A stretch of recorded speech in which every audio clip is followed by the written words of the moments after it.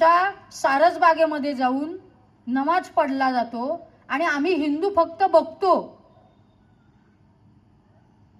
ही शांतता अपेक्षित आहे. कारण हीच शांतता मानवाला विचार करायला प्रवृत्त करते. आमच्या पवित्र स्थानामध्ये, आमच्या मंदिरांमध्ये कुठल्याही प्रकारे कोणालाही प्रवेश देता येणार नाही आणि दिला जाणार नाही, हे प्रत्येक हिंदूंनी सांगायला पाहिजे. वास्तविक असा प्रकार घडताना आपली तळपायाची आग मस्तकात गेली पाहिजे, तर आम्ही हिंदू आहोत असं म्हणण्यात अर्थ आहे.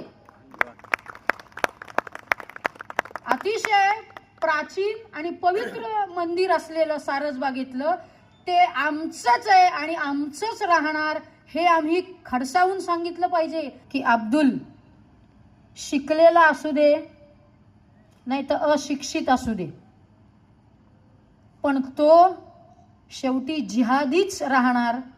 असं जर असेल तर आम्ही आमच्या धर्माची ध्वजा आणि आमच्या हिंदू धर्माचा स्वाभिमान हा कधीही कमी पडून देणार नाही. यासाठी हिंदूंनी संघटित झालं पाहिजे.